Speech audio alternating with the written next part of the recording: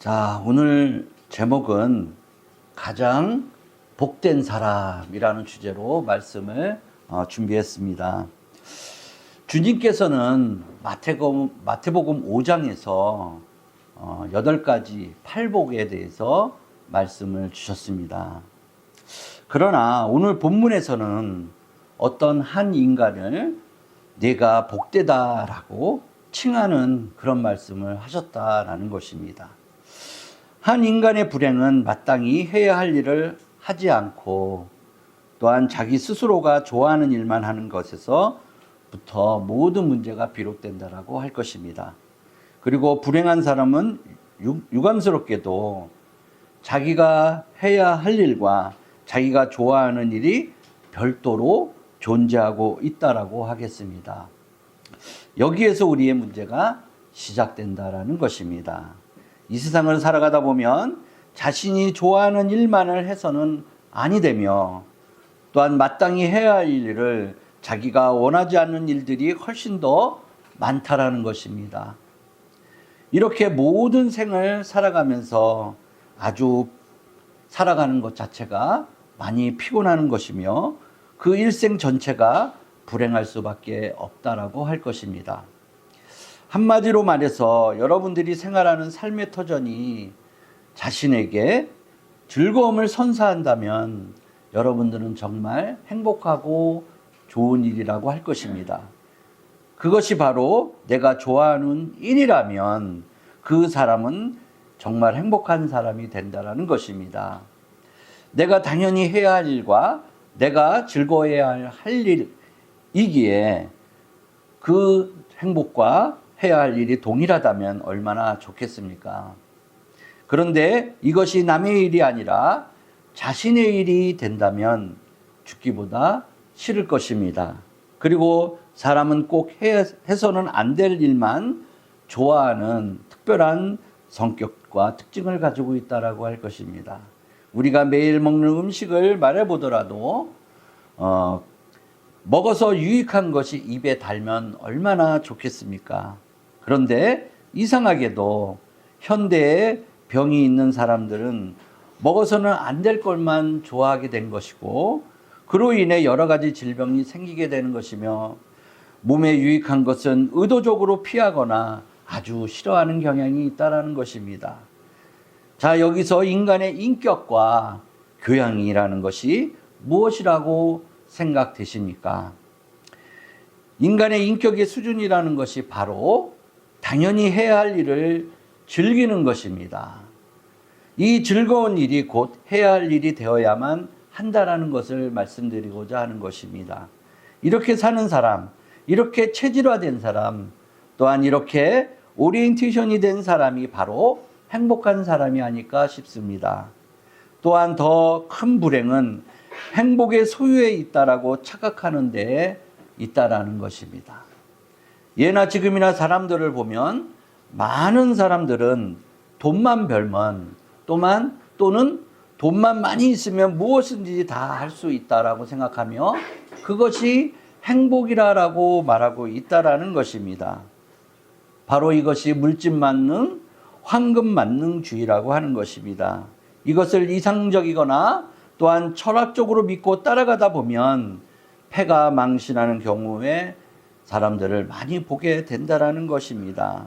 이것이 바로 불행의 시작인 것입니다. 또한 물질만을 쫓는다는 것이 얼마나 부끄럽게 생각되십니까? 이것으로 인하여 구제불능 사항이 되고 불행해지는 것을 우리는 너무 많이 보게 된다는 것입니다. 소유가 곧 행복은 아니라는 것이고 그것은 크나큰 근심만을 더할 따름이기 때문입니다. 이보다 큰 불행은 알아야 할 것은 알지 못하고 우리의 삶에 필요 없는 것들만 많이 알려고 혹시나 노력하고 있지는 않은지 점검해 보아야 한다는 것입니다. 어떤 사람이 12년 이상 열심히 공부를 했습니다. 그러나 자기가 전공한 학문이 정작 자기 인생에 큰 도움이 되지 않았다라는 것입니다. 한국의 대학교를 졸업한 인원 중에서 자기가 전공한 것을 한 것을 일하고 있는 사람을 조사해 본 경우가 있었습니다. 결론적으로는 그 많은 시간과 물질을 투자했지만 그 지식은 헛되게 되었다라는 것입니다. 실제로 대학교에서 공부한 전공을 살려서 지금 직업을 가진 사람은 불과 10%도 안 된다라는 것이었습니다. 이 얼마나 불행한 일입니까? 그 많은 시간을 들여서 투자했지만 그 지식은 헛된 일이 되었고, 또한 지식이라는 것을 알아야 할 것만 상식적으로 알았으면 될 것인데 쓸데없이 너무나 많은 것을 우리가 알아서 공부해왔다라는 것입니다. 고대 주나라의 초대왕인 무왕이 전설적인 인물인 기자라는 사람에게 이런 질문을 했다라고 합니다. 사람에게 복이란 무엇이냐라고 물은 것입니다. 이때 기자가 말을 합니다. 복에는 5가지가 있습니다. 이것이 바로 그 유명한 오복에 대한 이야기입니다. 첫째는 장수하는 것이고, 둘째는 부요하며, 셋째는 강령인데 강령은 건강하고 평안한 것을 얘기합니다. 또한 4번째로는 유호덕이라고 하는데 덕을 좋아하는 것이다 라는 것입니다. 5째는 이게 중요한 것인데 제 명대로 살다가 편안하게 죽는 것이다 라는 것이었습니다. 여기에서 우리가 생각해 보면 이 5가지가 정말 지금 시대의 복이라고 생각이 되십니까? 그렇게 살고 그렇게 죽으면 정말 복된 사람이 되는 것일까요? 사실 복으로 안다는 것이 매우 중요하다라고 할 것입니다. 무엇이 복이며 무엇이 행복일까요? 더 큰 불행은 믿을 것을 믿지 못하는 데 있지 않을까 생각됩니다. 옛말에 불신이면 부지라는 말이 있습니다. 여기서 믿을 신자가 들어가고 알 지자가 들어갑니다. 불신이면 부지다. 그러므로 불신은 무지하다라고 말하는 것이고 깨달음이 없다라고 말하는 것입니다. 여러분들이 복을 가지고 있으면서도 진정 행복인 줄을 모른다면 그것은 불행한 것입니다.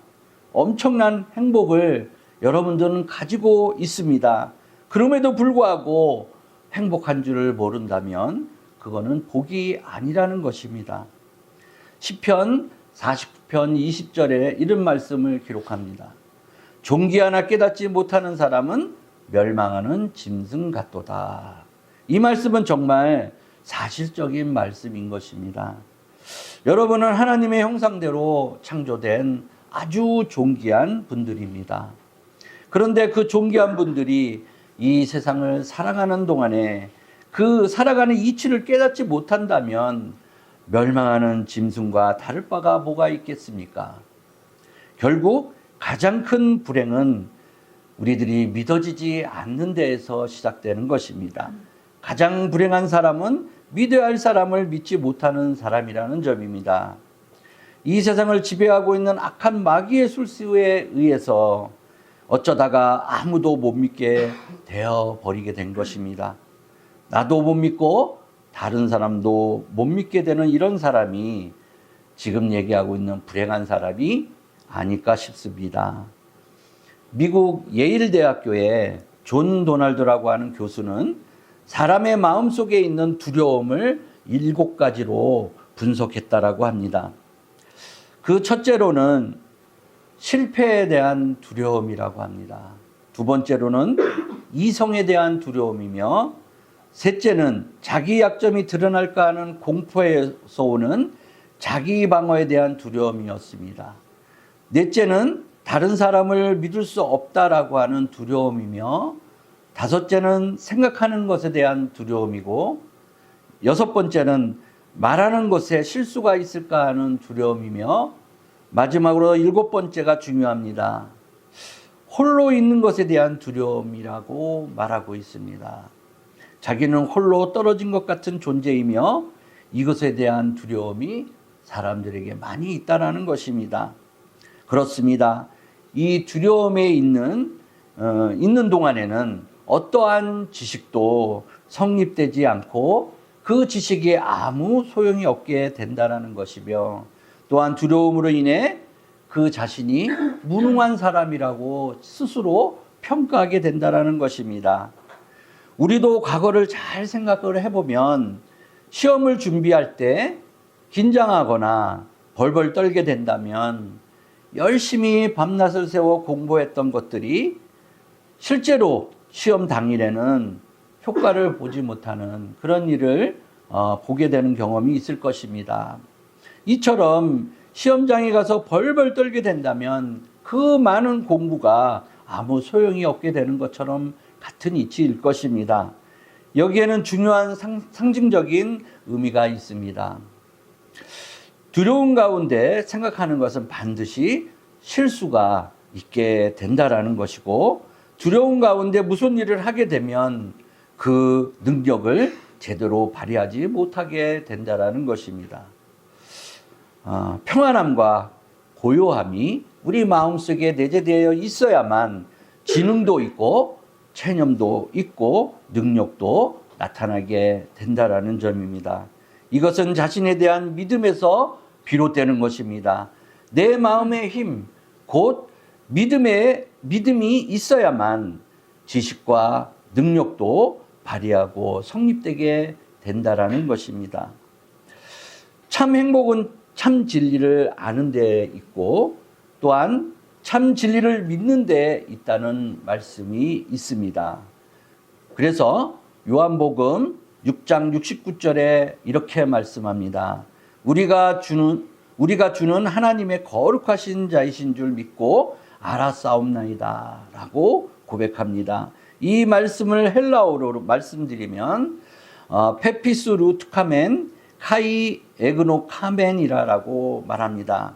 이 단어는 믿었으니 그 결과로 알게 되었다라고 말하는 것입니다. 믿었기에 우리가 진리를 깨닫게 되었고 그 깨닫게 되었음을 알게 되었다라고 해석하는 것입니다. 그리고 아인슈타인 박사의 유명한 말이 또한 있습니다. 모든 지식의 근본은 믿음이다 라고 말합니다. 믿음이 있어야 지식이 생긴다는 것이며, 믿지 않으면 아무 지식도 성립되지 않는다라고 아인슈타인 박사가 말하고 있는 것입니다. 곧 두려운 마음에 믿음이 흔들리는 상태에서는 아무것도 알 수도 없고 지식이 성립되지 않는다라고 말하고 있는 것입니다. 오늘 본문에서 우리는 베드로의 유명한 신앙 고백을 듣게 됩니다. 예수님께서 나를 따르라 라고 말씀하셨기에 베드로는 주님을 따르게 되었습니다.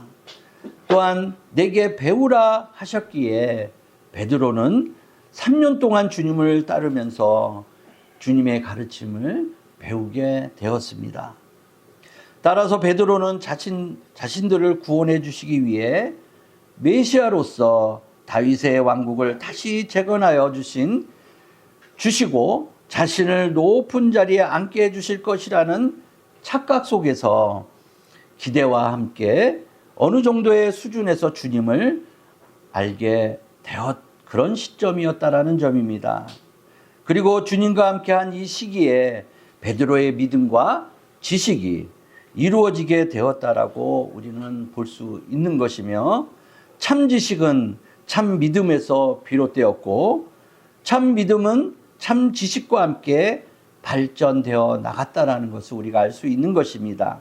그리하여 참 믿음과 참 지식 이것이 합쳐지면서 베드로는 자신의 신앙이 형성되는 과정을 3년 동안 형성하게 되는 것입니다. 이런 상황 속에서 주님께서 오늘 본문 15절의 말씀을 제자들에게 질문을 합니다. 너희는 나를 누구냐라고 하느냐고 물으신 것입니다. 이에 16절에서 우리 16절 말씀을 한번 다시 읽어볼까요? 자, 16절 말씀 시작.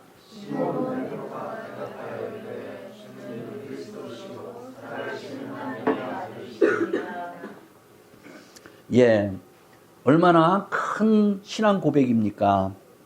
참으로 귀중한 말씀이며 개인적인 고백을 물으시게 되었다라는 것입니다. 너희의 주님은 누구냐라고 물으신 것이며 또한 너희가 믿는 바는 무엇이냐고 물으신 것입니다.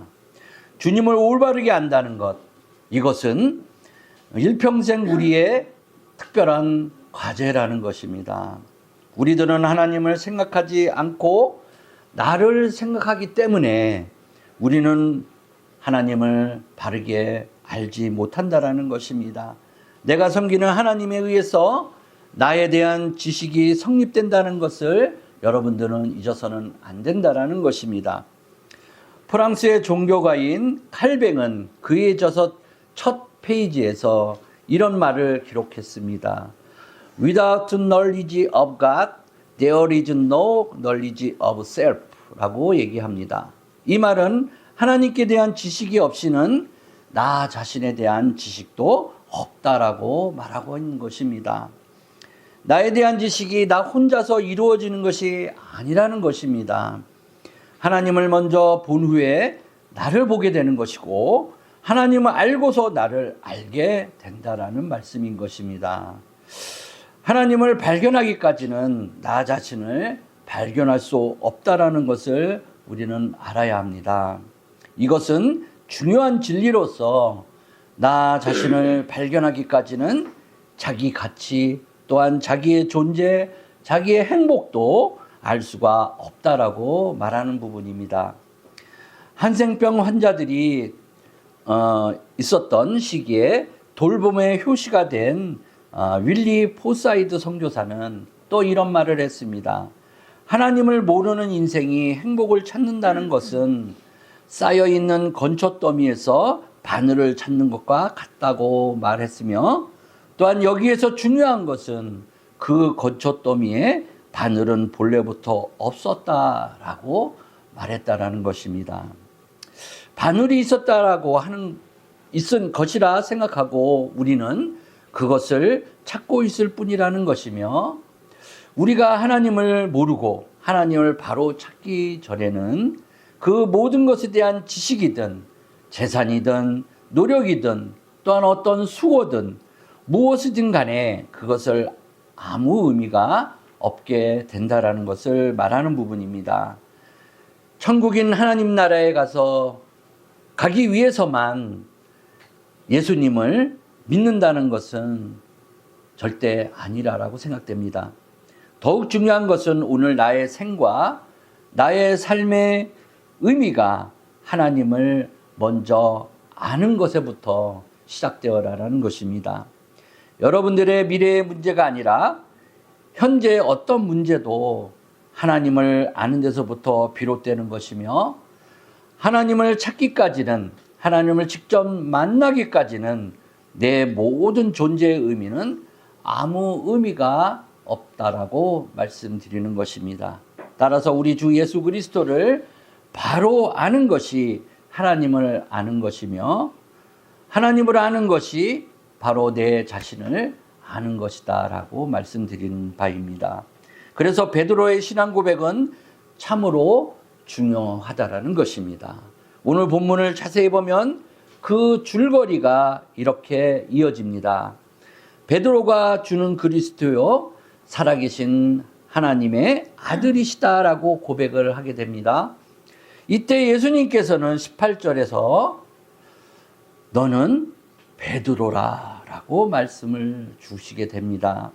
그때부터 바요나 시몬이 베드로 즉 반석이 되었고 매우 높은 이름으로 그의 존재가 달라지게 되었다라는 점입니다. 베드로는 요한의 아들 시몬이었고 갈릴리의 어부일 뿐이었습니다. 그러나 이 신앙 고백을 하고 예수님을 똑바로 알게 되는 순간 바요나 시몬이 위대한 주님의 제자로서 반석인 베드로로 거듭 태어났음을 여러분들이 잊지 말아야 할 것입니다. 어디 베드로뿐이겠습니까? 우리가 그리스도를 똑바로 알고 그리스도를 통하여 하나님을 바로 아는 순간에 바로 내 존재가 높은 의미로 바뀌게 된다라는 것입니다.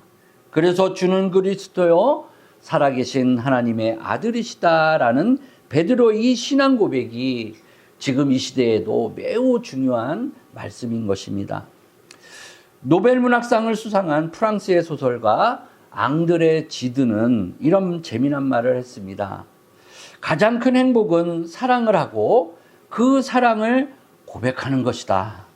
이 명언은 혼자 사랑하는 것을 넘어 자신의 사랑을 상대에게 전하는 행위에서 진정한 행복을 느낄 수 있다라는 의미를 담고 있습니다. 사랑을 하지만 혼자서 사랑하기만 한다면 여러분들도 다 알다시피 그것은 짝사랑에 불과할 것입니다. 이성이든지 누구든지에 대한 사랑을 고백할 때를 생각해 보면 사랑을 하고 그 사랑을 고백하는 순간 거기에 행복의 극치가 있게 되는 것입니다. 이처럼 그리스도인들은 신앙이 성장을 하고 신앙을 고백할 때 거기에 내 존재가 크다라고 또한 행복하다라고 할 수 있는 것입니다. 따라서 주님은 그리스도시고 하나님의 아들이십니다라고 베드로의 고백에서 매우 중요한 의미들을 여러분들은 찾아보아야 할 것입니다. 그 당시에 그리스도를 만난 사람들은 참으로 많았을 것입니다. 그리스도를 따라다니면서 병을 고친 사람들도 아마도 예수님을 훌륭한 의사로만 알고 있었을 것입니다. 또한 이적을 본 사람들은 희한한 마술사가 있지 않았는가라고 보았을지도 모릅니다. 어떤 사람은 예수님의 말씀을 들으면서 정말 지혜가 많구나라고 예수님을 참 훌륭하다며 지혜자로 생각했을 것입니다. 또 어떤 사람들은 예수님의 도덕적인 생활을 보면서 성현이며 거룩한 분이라고 하며 예수님을 랍비라고 선생님이라고 불렀던 사람들도 많았을 것입니다. 그러나 베드로의 경우는 달랐습니다. 그는 예수님과 3년 동안 동행을 하면서 그 행하신 많은 이적을 보았기에 이제 베드로만 가지는 새로운 인식이 생기기 시작했다라는 것입니다. 어떤 병자가 낫고 몇 명이 낫고 어떤 희한한 능력이 나타났다고 하는 그런 유의의 얘기가 아닙니다. 많은 이적들 속에서 그는 예수님이 누구인지를 제대로 알기 시작하게 되었다라는 것입니다. 어떤 사람이 병을 나았느냐 중요하지 않았습니다. 또한 병을 고친 분이 누구냐 하는 것이 중요하지 않았습니다. 여기에 베드로의 훌륭한 점이 있습니다. 예수님의 그 많은 이적을 보면서도 이분이 하나님이시다. 바로 이분이 하나님의 아들이시다라는 것을 확실하게 알게 되었다라는 것입니다. 여러분, 하나님으로 인하여 내가 어떤 이득을 보고 신앙과 함께 내가 어떤 병을 고치고 하는 어떤 행위가 중요한 것이 아니라는 것을 말씀드리고자 하는 것입니다. 어떤 사건들, 성공과 실패, 또한 다른 잡다한 사건들 속에서 내가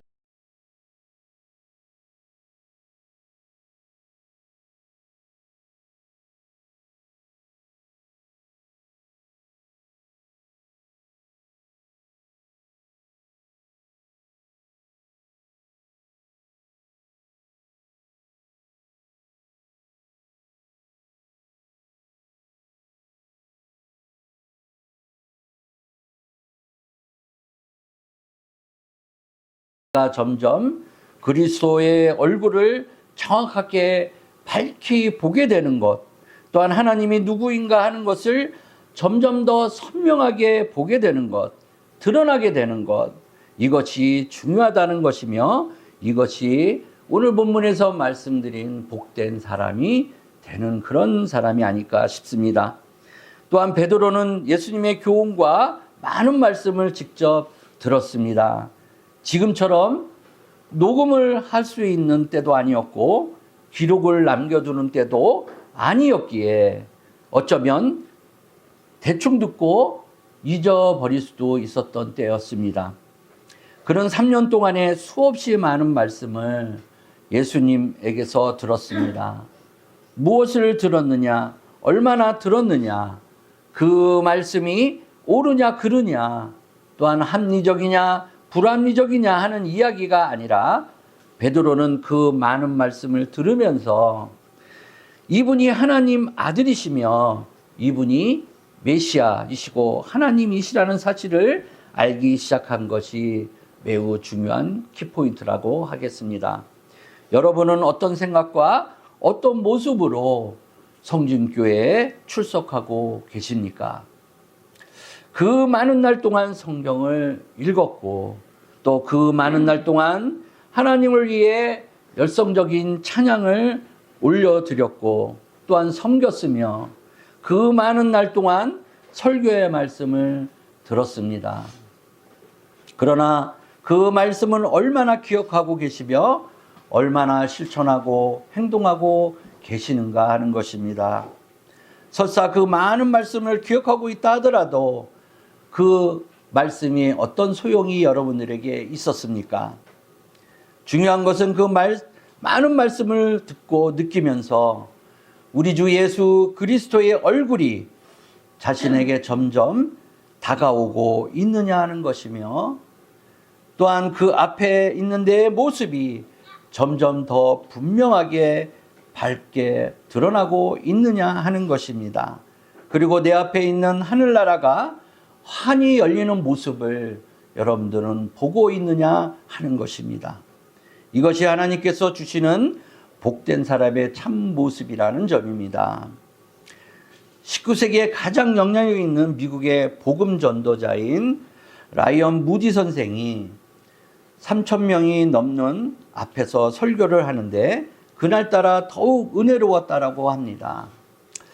마이크가 없었던 때에 3,000명이니 그것만으로도 굉장한 숫자이었고 무디 선생님은 열변을 토하듯이 힘써 설교를 했다라고 합니다. 설교가 끝났을 때 어느 저명한 교수가 무디 선생에게 다가와 이런 말을 건넸다라고 합니다. 선생님, 오늘 너무 은혜 많이 받았습니다. 좋은 말씀을 많이 들었습니다. 그런데 몰라서 그러셨겠지만 영문법적으로 틀린 말이 16말씀이 있었다라고 지적을 했다라는 것입니다. 이때 무디 선생님이 무엇이라고 했을까요? 무디 선생님의 답변은 이러합니다. 교수님, 잘못 세워보았을 것입니다. 그보다 더 많이 영문법이 틀렸습니다. 저는 이렇게 무식합니다. 그러나 하나님의 말씀을 전하느라 애를 쓰고 있습니다. 당신은 문장을 분석하는 그 많은 지식을 가지고 과연 하나님께 어떠한 일을 했습니까? 라고 답변을 했다라고 합니다. 정말 재미난 일이기도 하지만 생각이 많이 드는 그런 답변이었다라고 생각됩니다. 여러분 도대체 하나님의 말씀을 어떻게 듣고 있다라고 생각하십니까? 그 말씀 중에 무엇을 기억하고 무엇을 깨닫고 무엇을 알아가고 있습니까? 주님의 말씀을 계속 들으면서 베드로에게는 그리스도의 얼굴이 분명하게 보이기 시작한 것입니다. 주님은 그리스도이십니다. 주님은 하나님이십니다. 라고 고백하며 주님을 진정으로 받아들이는 베드로가 되었다라는 것입니다. 이때 오늘 보면 17절에 이렇게 얘기합니다. 우리 17절 말씀 한번 다시 읽어볼까요? 시작.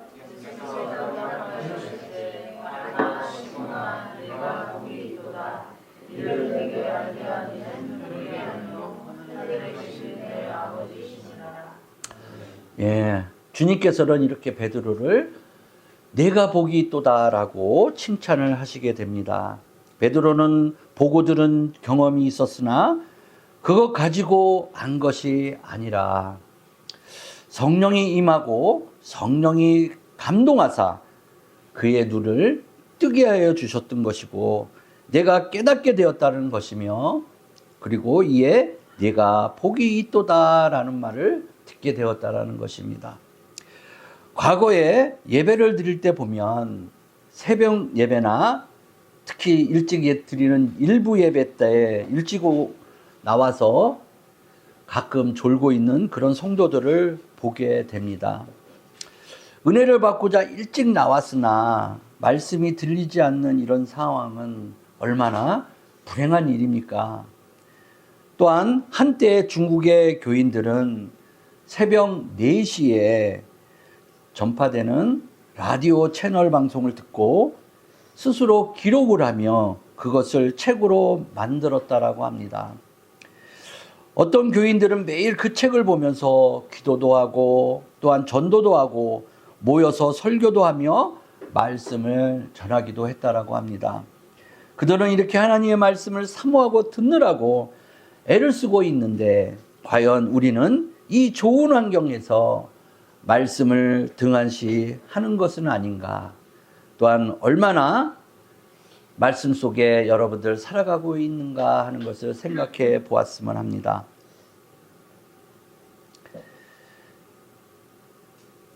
여러분 명심해야 합니다. 지금 설교를 들으면서 성령의 인도하심으로 또한 그리스도의 얼굴이 환하게 떠오르는 사람은 참으로 복된 사람이라고 할 것입니다. 반대로 설교를 들으면서 아직도 무엇이 그렇게 힘든지 못마땅한지 몸을 비비꼬거나 또한 비틀고 있는 사람이 있다면 참으로 불행한 사람이라고 할 것입니다. 여러분 요한복음 17장 3절에서 예수님께서 말씀하십니다. 영생은 곧 유일한 참 하나님과 그가 보내신 자 예수 그리스도를 아는 것이니라 라고 말씀하십니다. 내가 배우고 깨달은 것이 아니라 보고 들은 바 지식 이외에 성령이 절대적으로 역사하셔서 내 생각과 내 뜻을 바로잡아 내가 누구인지를 알게 되었구나라고 고백을 하는 것이며 너는 복되다라고 말씀을 받게 되어야만 하는 것이며 주님을 알게 되는 것, 알아지는 것을 매우 중요한 우리들의 과제라고 할 것입니다. 알아져야 하는 것이 중요한 것이며 알아지지 않으면 모르는 것이고 또한 안 믿어지면 못 믿는 것이 되는 것입니다. 알아지고 믿어지는 것이 매우 귀중한 오늘의 말씀이 아닐까 싶습니다. 오늘 본문 19절을 우리 다시 한번 읽어보겠습니다. 시작.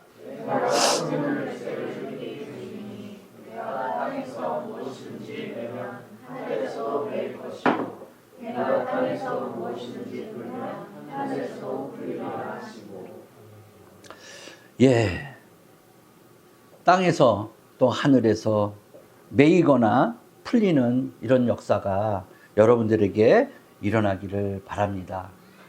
그러기 위해서는 바로 여러분에게 천국 열쇠가 여러분에게 지워져야 됩니다. 바로 이처럼 그 앞에 하늘나라인 천국이 환하게 열리는 모습을 여러분들이 보아야 할 것입니다. 이 얼마나 놀라운 일입니까?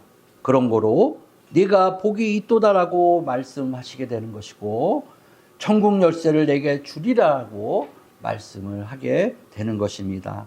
오늘 본문을 자세히 보면 여기에는 신학을 공부할 때 나오는 기독론, 성경론, 인간론 또는 교회론, 종말론 등 모든 것이 이 한마디에 함축되어 있다라고 할 것입니다. 여러분 누가 복된 사람이 되는 것입니까? 그 옛날 많은 순교자들은 재산도 빼앗기고 가족도 흩어지고 또한 소중한 생명마저 빼앗긴 자들이었습니다. 그러나 순교자는 여러분들도 다 알다시피 복되다라고 우리들은 말을 합니다.